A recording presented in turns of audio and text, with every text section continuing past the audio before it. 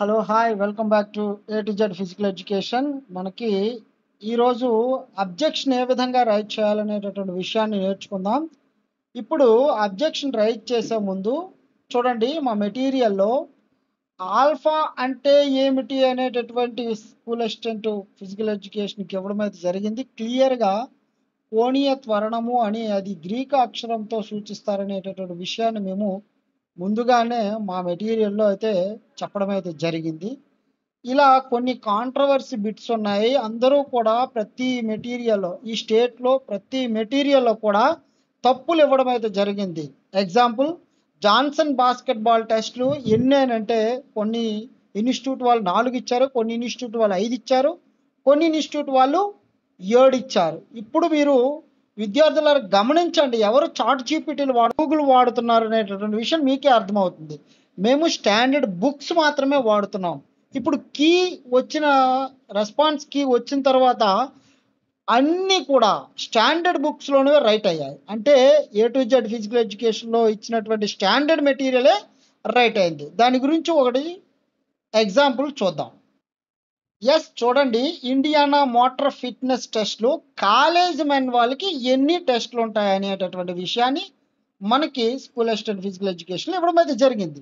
చూడండి, Indiana motor test ఏ విధంగా ఇచ్చాం, ఏవేవి ఉంటాయని ఇచ్చాం.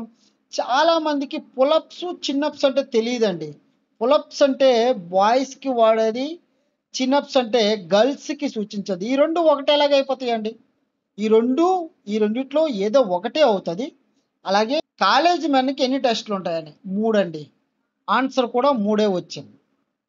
అలాగే ఇంకో క్వశ్చన్ మనకి ఇచ్చారండి, జాన్సన్ బాస్కెట్బాల్ టెస్ట్.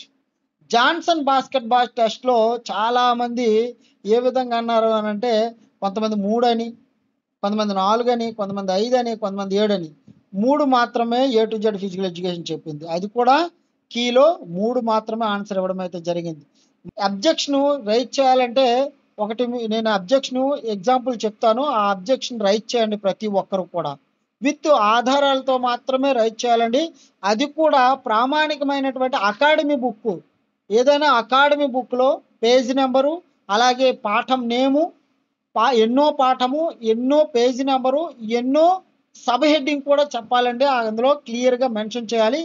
అదే విధంగా మెన్షన్ చేయాలనేటటువంటి విషయము మనము ఈ రికార్డులో తెలుసుకుందాం. అలాగే మనకి స్ట్రెంగ్త్ డెవలప్మెంట్ గురించి ఒకటి ఇచ్చాడండి క్లియర్గా. స్ట్రెంగ్త్ డెవలప్మెంట్ ఈ సైడ్ హెడ్డింగ్లే ఐసోమెట్రిక్, ఐసోటోనిక్, ఐసోకైనటిక్, ఈ 3 పద్ధతుల ద్వారా డెవలప్ చేస్తారు. అది ఏ విధంగా డెవలప్ చేస్తారనేటటువంటి విషయం కూడా క్లియర్గా ఒకటి గమనించండి. ఎగ్జామ్ అయితే మనం యాక్సెప్ట్ చేయాలి, ఎందుకంటే ఇది డిఎస్సి, ఎవరిని విమర్శించడానికి లేదు. బట్ మేమైతే ఒక విషయ అవగాహన చేసుకొని మాత్రమే ఎగ్జామ్స్కి వెళ్ళండి అని డీప్గానే చదివించామండి. అలాగే మనకి సర్క్యూట్ ట్రైనింగ్లో మనకి ఎక్సర్సైజ్కి మధ్య విరామం అడిగాడండి. 30 సెకండ్స్ అని only A to Z physical education మాత్రమే చెప్పింది. అది కూడా స్టాండర్డ్ బుక్ బట్టే చెప్పామండి. అలాగే మిగిలిన ఇన్స్టిట్యూట్ వాళ్ళు కొంతమంది 40 అని, 45 సెకండ్లని అని చెప్పడం అయితే జరిగింది. వాళ్ళందరూ మెటీరియల్ కూడా స్టాండర్డ్గా ఇవ్వాలండి. ఈ ఎగ్జామ్ ఎలా వచ్చిందనంటే, ఒక నెల చదివినా, ఒక సంవత్సరం చదివినా, 3 రోజులు చదివినా అందరికీ కామన్గా 50 మార్కులు వస్తాయండి. 50 మార్కులు కనీసం వస్తాయి. అక్కడి నుంచి 20-30 మార్కులు సాధించుకోవడానికి మీకు ఏదో ఒక రూపంలో, కోచింగ్ రూపంలో కావచ్చు, గురువు రూపంలో కావచ్చు, మీకు ఎవరైతే సహాయం చేయాలి. ఆ 30 మార్క్స్ నుంచి 20 మార్క్స్ సాధించడానికి మాత్రం కోచింగ్ సెంటర్లు అనేవి జాయిన్ అవ్వడం అయితే జరుగుతుంది ఈ ఎగ్జామ్కి. అలాగే ఈ టైంలో మీకు 20 మార్కుల్లోనే బిట్లు తప్పుగా ఉంటే మీరు ఏ విధంగా ఫీల్ అవుతారో ఒకసారి చూడండి. ఎలా అబ్జెక్షన్ని ఎంట్రీ చేయాలనేటటువంటి విషయాన్ని మనం తెలుసుకుందాం. ఇలా మీరు డిఎస్సి వెబ్సైట్లోకి వెళ్తే మీకు లాగిన్ ఐడి పాస్వర్డ్ ఎంటర్ చేసిన వెంటనే మీకు సర్వీసెస్ అనేసి వస్తుంది. సర్వీసెస్ క్లిక్ చేసిన వెంటనే అబ్జెక్షన్ రిపోర్టు, అంటే మీరు చేసినటువంటి అబ్జెక్షను ఏ స్టేటస్ తెలుసుకోవడానికి మాత్రమే అది రిపోర్టు. కింద అబ్జెక్షన్ ఎంట్రీ అని ఉందో చూడండి, దాన్ని ఒకసారి క్లిక్ చేయండి. దాన్ని ఒకసారి క్లిక్ చేసిన తర్వాత మీకు ఈ విధంగా విండో అనేది ఓపెన్ అవుతుంది.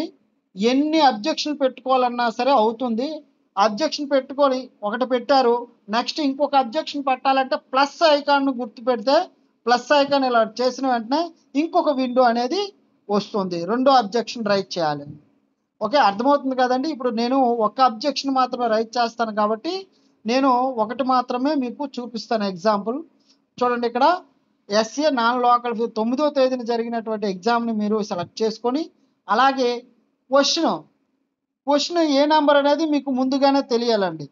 నేను పెద్ద ప్రేగులో ఉన్న భాగాలు 3 అని మేము ఇన్స్టిట్యూట్లో చెప్పాము. ఎందుకంటే ఎన్సీఆర్టీ బుక్లో 11 లెసన్లో డైజెస్టివ్ సిస్టంలో 11 లెసన్లో 2.9 సబ్ హెడ్డింగ్లో మనకి 3 భాగాలు అనేసి ఇవ్వడం అయితే జరిగింది. ఆ క్వశ్చన్ నెంబర్ అనేది మీకు తెలుసుకొని దాన్ని క్లిక్ చేయవలసి అయితే ఉంటుందండి. ఇప్పుడు క్వశ్చన్ నెంబర్ మనం చూద్దాం. అయితే క్వశ్చన్ నెంబర్కి వచ్చేటప్పటికి మీకు 189వ క్వశ్చన్ అండి. దాన్ని క్లిక్ చేసిన తర్వాత ఆన్సర్ కీ 2 అని ఇచ్చారు.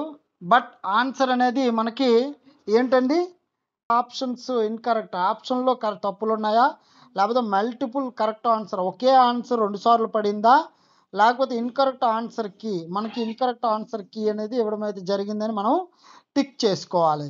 అలాగే నెక్స్ట్కి వచ్చేటప్పటికి ట్రాన్స్లేషన్ ఎర్రర్, మనము ఇంగ్లీషు తెలుగు ఎర్రర్ అంటే ట్రాన్స్లేషన్ చేసే విషయంలో మనకి తప్పులు పడ్డాయా, లేదు అని అంటే అవుట్ ఆఫ్ సిలబస్సా అనేటటువంటి విషయాన్ని మనము, లేకపోతే ఎనీ అదర్ అని అంటే ఎనీ అదర్ కొట్టినామంటే మీకు రీజన్ అడుగుతుంది. ఆ రీజన్ కూడా మనము దాంట్లో ప్రస్తావన చేయవలసి ఉంటుంది.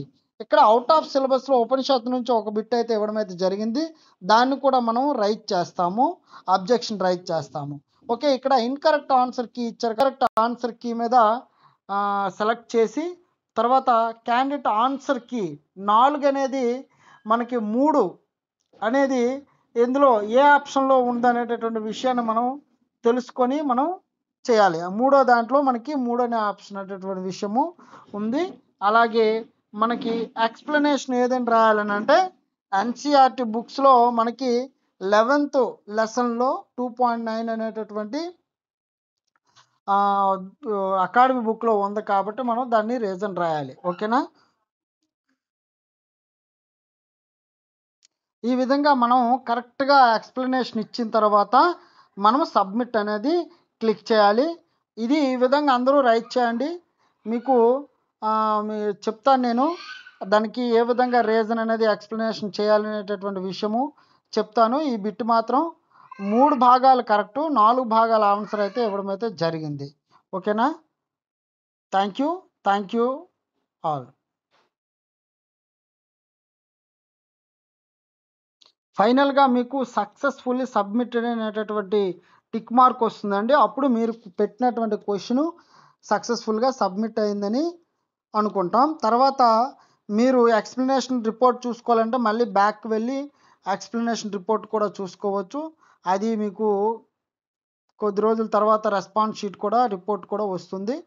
దీని విధంగా మీరు రిపోర్ట్ అనేది చూసుకొని, మనకి ఎక్కువ మంది పార్టిసిపేషన్ చేస్తే మనకి ఈ క్వశ్చన్ మీద వాళ్ళు దాన్ని అనాలిసిస్ చేసి రైట్ ఆన్సర్ అయితే ఇవ్వడానికి అవకాశం అయితే ఉందండి.